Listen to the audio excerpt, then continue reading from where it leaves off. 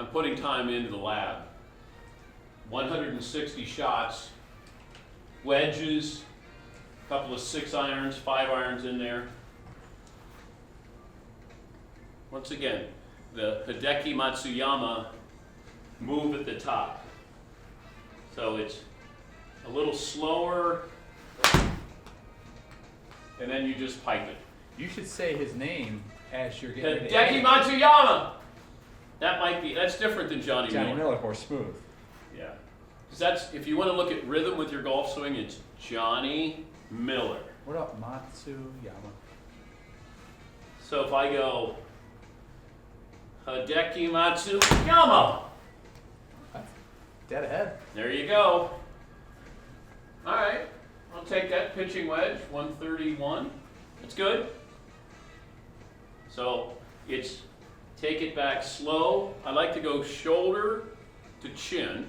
So shoulder to chin, come down, shoulder to chin. There you go. Should you be charging for this? No. This is just a gift. This is a freebie. The basketball tips I should be getting paid. Johnny Miller. Oh, that is pure. That's one of those walk-offs.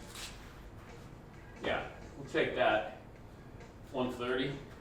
That's where you just drop the club, drop the glove, and then you just walk on.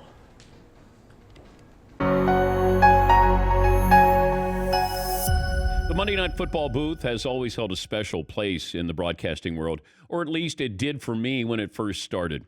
Because Monday Night Football, prime time, you had somebody named Howard Cosell who was in there who never played the game, never coached, but he was entertaining. He was a lawyer. He had made a name for himself with his relationship with Muhammad Ali. You put him in there. Frank Gifford, a former player who was then the play-by-play voice. Keith Jackson was also in there as a play-by-play voice. Don Meredith, the former quarterback with the Cowboys. You just put them in the booth, and they were entertaining. It was something that you talked about it the next day. And Howard Cosell was one of those, I guess the modern-day Howard Cosell would be Stephen A. Smith, where, and Stephen A. Smith is exposed too much, where Howard had a big platform, and when he said things, you listened.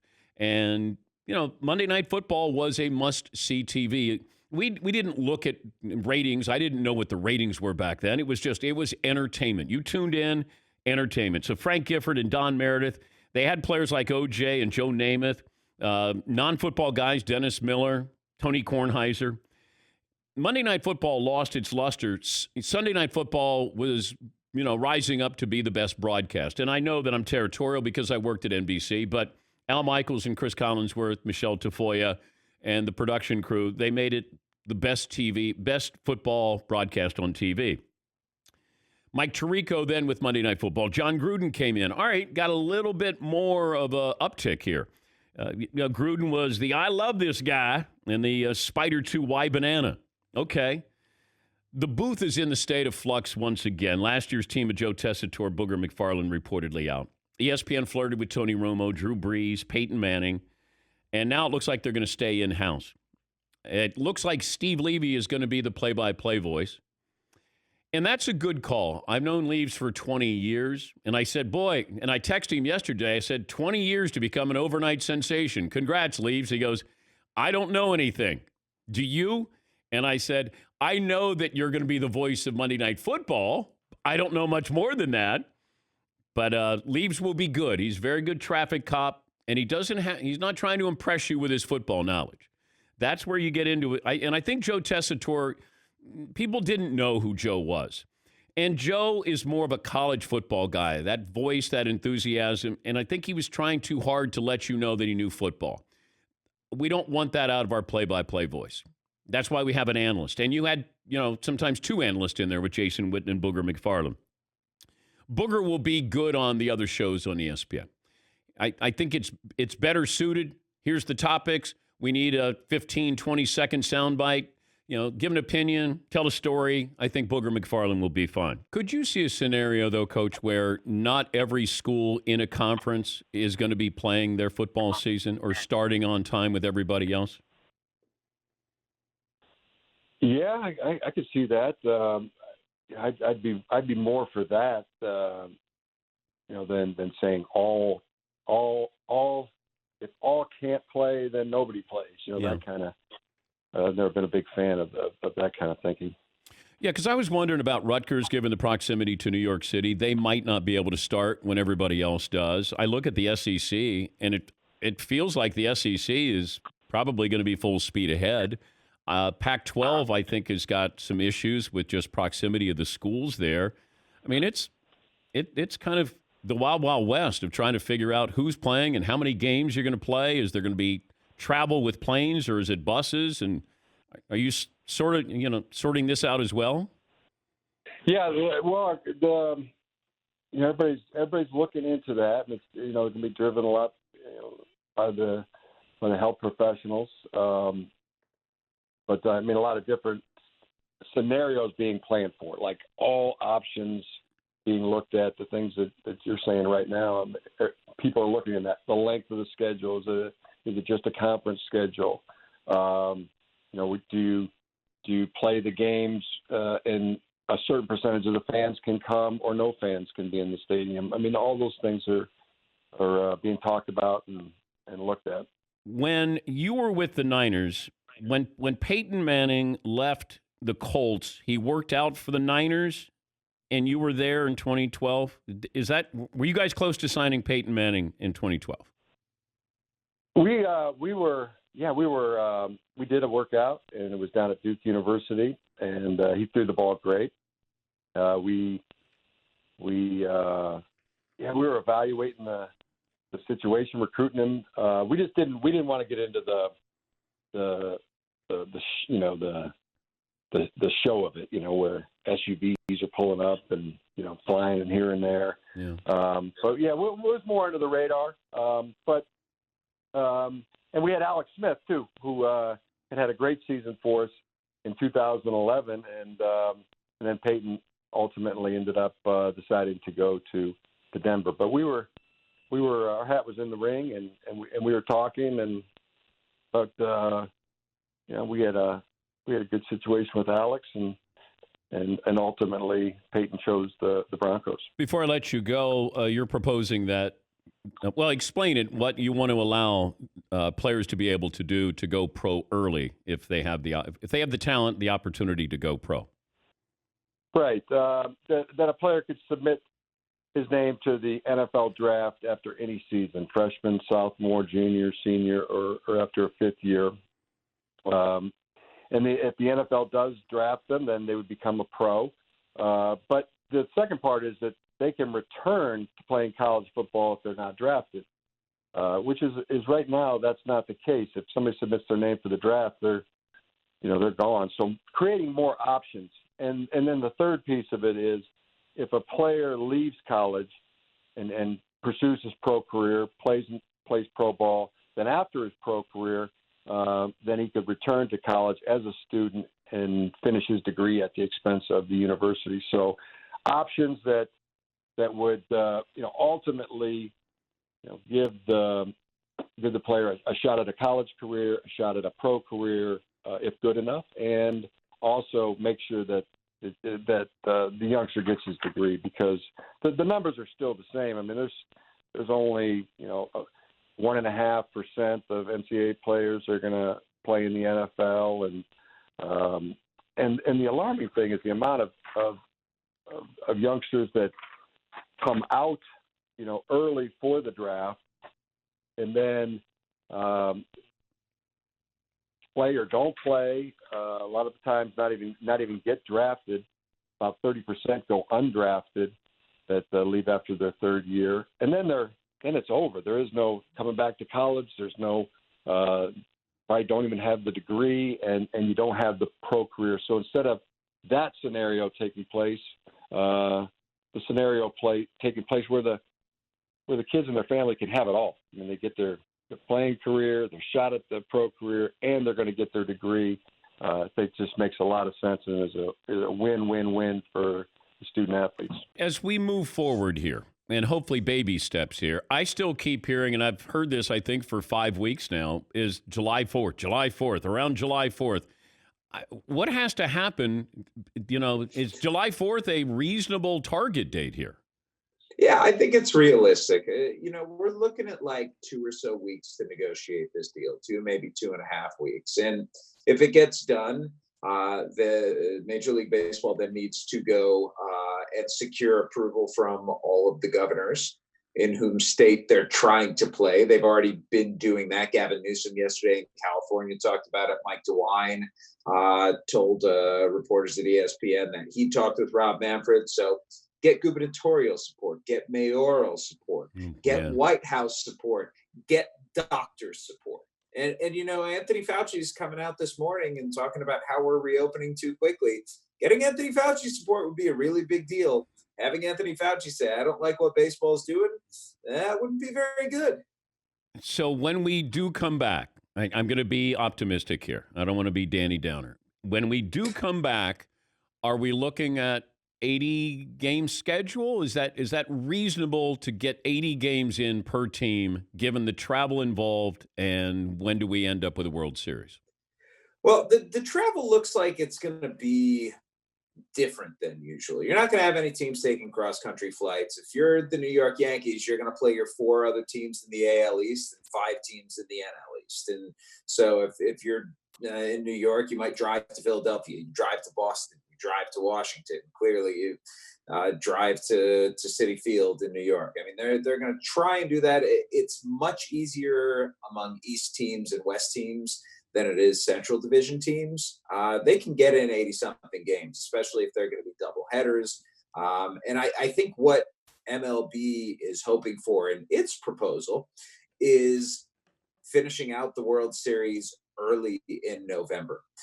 There's a lot of concern, Dan, and understandably so, that a second wave is going to hit at some point. And if that second wave hits, they don't want it to be, say, during November when they're in the middle of their postseason and they have to cancel it. What did the documentary not capture? If you're going to have one item. It's, to me, it's sort of like based on a true story. Like you see a lot of these movies. I think everything they're talking about basically happened, but elements of it get forgotten about. Like when he provoked the Pistons into that walkout. He really did. They were up 3-0 to Bulls, and he went to practice the day before. I remember sitting there, and he just eviscerates this 2-time champion, 3-time finals team as unworthy, shouldn't be a champion. The NBA should take away their trophies. And that's really what motivated him to do this. It wasn't this walkout that, this revisionist history the Pistons came up with later. And, I've also loved the Seinfeld Festivus thing where he's airing of all his grudges still 30 years later, Krause and Isaiah and everybody, making fun of Gary Payton. How dare anyone challenge me? It's been amazing stuff. It's been just great stuff to watch. That's to me been the great thing about about the documentary, seeing him the way we saw him in the 80s, open and funny and challenging, and these interviews have just been the best part of it to me. Anyway. When did he change, Sam? It was really in the early 90s. Obviously, the confluence of events, the celebrity, the success, and now the controversies. Again, obviously the book to some extent. And like I said, I had been traveling with the team several years and told all the players and him too before. We had a good relationship. I had played golf with him and been around him a lot. And said, I'm going to write a book about the behind the scenes with the team, but nobody's going to lose their job and nobody's going to be embarrassed with their family. It's just going to be what it's like. And that's what I felt it was. Then with that, then the gambling thing comes up. He had skipped the trip to the White House to do this. Imagine what that would be like today. And then, in New York during the playoffs, he's not going to Atlantic City. Or he goes to Atlantic City and the New York papers make a big fuss about it, which was really a stupid story. But nevertheless, he's starting to feel all these years. And I've sat and talked with you guys and been accommodating. And he really was. He was the best guy in the league to deal with for a star. Maybe Magic is the only one even close as far as accommodating and friendly and open. And, essentially from that point on, he began to become reclusive to the point. I mean, once he retired, he's become this complete recluse. So I've really been surprised he did the documentary. But again, he's so far out ahead of all of us, that this thing just becomes this icon. So I teased that we're going to have a snake draft for NFL MVP. What is the order here? You pick. I pick? Do you want to go first or last? Do I have to go first or last? I'll go last. I don't care. I mean, I got a number between 1 and 50. Paulie? 24. 24. That's the number I was going to take. Fritzy? 37. 37. Ooh. McLevin? 12. 12. Seaton? 23. 23. Now you got to pick another one. Okay, 7. 7 it is. How about that? Did you write it down, or is it just in your head? No, because I thought, well, nobody's close. Well, McLevin's Did you got see 12. how long this was going to take? Yes, I went 7 right. Let's have a number draft. Just Seaton our favorite. it could have been between 1 and 50, and Seaton could have said 52, and I said, you're right. Yes. Seaton, McLovin, Paulie, then Fritzy. Seaton, and then me. All right, Seaton. Okay. Your first pick is Patrick Mahomes. Oh, wow. That's incredible. Man, how did you do that? Yeah, how did you do that? Yeah, great. All right. McLovin. My pick is Tom Brady, and I'm calling it the Mike Evans effect. If he can make Johnny Manziel a Heisman winner, he can make Tom Brady an MVP again. All That's right. hot. Polyester. Carson Wentz. All right. Fritzl J. I think I'm going to steal one of yours, Deshaun Watson. All right. I'm going to take Russell Wilson Jr. the third That's hot. and a motivated Aaron Rodgers. Ooh. He's really motivated because they drafted Jordan Love. Chip on his shoulder. Yeah. It's hard to throw with a chip on your shoulder. I'm just saying. Who's next? That's me Fritzy? now? Yeah. I'm going to grab Drew Brees. I think he still has something to prove and wants to get one more Super Bowl ring. Thank you, Todd. Who's next? Paulie? Baker Mayfield. Oh, yeah, I like the long odds Baker there. Mayfield Okay. Jr. Baker. McLevin? I'm going way off the board. Teddy Bridgewater because Joe Brady is his coordinator in Carolina. God. Saucy. That's not that saucy. It's always someone out of the blue like that. No, that's saucy. I mean, that's crazy. It's not that crazy. That team's not any good. That's a problem. I will say this, though. You did take a chance, and I like that. Seton O'Connor with the last pick in the NFL draft. Anybody take Lamar Jackson? Still on the board. Yep. All right, I'm taking him. Yeah. He's Larry Scott, Pac-12 commissioner. Before that, a pretty good tennis player. The best player you ever played against was who, Larry? John McEnroe. He was. I grew up in New York on Long Island, and he was a sparring partner, or I was his sparring partner, I should say. And that was always a lot of fun. In an actual match, probably Andre Agassi. Probably the best win I ever had was in a doubles match against him. He happened to have been 15 years old at the time, and I was 19. It was one of his early. It's okay. You didn't have to throw that in. It's okay. Well, it's a W. Book, the record book doesn't show his age. So, yeah. It's a So, W. I Did had some fun moments. McEnroe ever yell at you? Oh, yeah. He was, his persona. I'm having fun a little bit watching The Last Dance, as you guys probably are, and I'm thinking back about John and Yvonne Lendl, another guy I used to hit with, and there's something about these superstars in terms of the mindset, the mentality, and we've all kind of celebrated the Mamba mentality. And when I think about tennis, I think about guys like John McEnroe, Jimmy Connors, Lendl. The singular focus. Perfection and getting the most out of themselves, and this kind of unrelenting desire to win and compete at everything that they would do. And I see some really fascinating similarities with these athletes that become elite in whatever sport it is. I'm wondering who tells you, is it the White House that goes down to the governors? Is it the NCAA? Is it chancellors, presidents? Is there a pecking order here, Commissioner? Yeah, well, yes, we all have higher authorities that we report to, whether it's at home or at work. But yeah, in this case, it's actually a complicated rubric of how decisions get made. And at the end of the day, public health authorities will decide what it appears to me at the moment. I've been on call with the vice president, as he's tried to figure out the implications for college football with my peers, with governors' offices and all that. It appears at the moment that these decisions have really been delegated to the states and counties, that public health officials will have the ultimate say about return to work scenarios, and that's kind of where we fit in.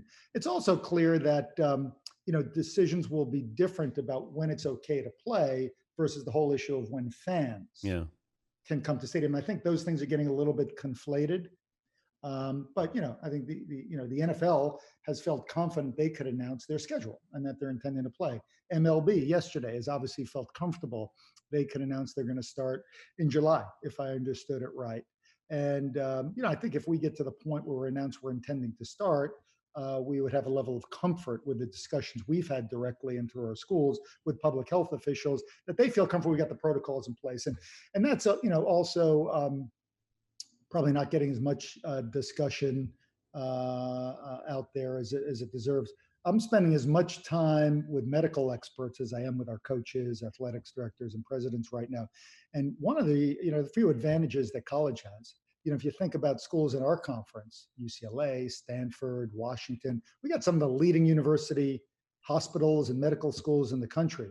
So we've got a world-class medical advisory board working on this with us and for us, not just our sports doctors and trainers, but I've got heads of the infectious disease departments at some of these leading schools in the country on an advisory board helping us write these protocols. These are the same people that are advising the White House, that are advising governors, that are advising other public health officials. So I feel confident that we're going to be, kind of at the forefront of the health and safety protocols for our student athletes. And hopefully, if we think we're ready, that'll bring some comfort to the governors and the other public health officials that ultimately have to give us the green light. If a Pac-12 school can't have students on campus, can they play football? I don't believe we're going to play football if students can't be brought back safely to campus. I don't think we're going to treat student athletes or football players as some special class. I don't think we've got the ability to quarantine them and put them in a bubble the way some pro sports might. Now, what does students coming back to campus mean? It might mean different things for different schools. I've been in touch with all of our university presidents, and they're all working through their own scenarios, but it's not going to be, the new normal is not going to be the old normal. I think there's going to be hybrid situations in all likelihood in terms of class size. Maybe it's not all students coming back at once, but I do believe student athletes will be amongst the earliest groups to be allowed to come back. Go around the room what we learned on the program. I'll start back left with Pac-12 suck-up Fritzy wearing his Cal shirt. Paulie says, don't sleep on Baker Mayfield when discussing NFL MVP candidates. Well, it's either going to be, it feels like it's going to be really good or really bad for Baker. Like, hey, he was great, or uh-oh, McLovin. Sam Smith, longtime Bulls reporter, said that Bill Cartwright had 15 fingers. Don't throw it to him. According to Jordan, Michael Jordan said, don't throw it to him. He's got 15 fingers. Which is factually incorrect. Yeah, I checked. You did? I called. How many fingers does Bill Cartwright have? He said 10. Oh, okay. But again, it wasn't in person. Yeah, I thought Sam had a couple of funny lines, though. The one where he said, the documentary, it's based on a true story. that was sneaky good. Paulie, what did you learn on today's program? I learned that Jim Harbaugh once threw the ball 65 yards in a throwing contest. Yeah, then Favre threw it 75 yards. I was always told Randall Cunningham had the strongest arm of anybody who played the position, that he could throw it, 85 yards or something crazy. Now, I don't know what Mahomes can throw it, but I'm going to guess you get to, and it's not important how far you can throw it. It's how well you throw it and who you throw it to. Because Jameis Winston might have a hell of an arm, but it's who you throw it to that matters a little bit there. Todd, what did I learn on today's award-winning program? Russell Wilson never received an NFL MVP vote. That's ridiculous. Yeah, it is. I'm surprised, but if we've had the last two have been unanimous, has Russell put up MVP-like numbers in other seasons there? He's been great. He's my pick this year. What we learned brought to you by Traeger. It's Happy Traeger Day this weekend on Saturday. Traeger's wood-fired grills make it easy to make a credible flavor, whether it's barbecuing brisket, baking bread. Join the community today. Contact your local dealer. Head to TraegerGrills.com/DP Show. Thanks for joining us. Do it again tomorrow here on The Dan Patrick Show.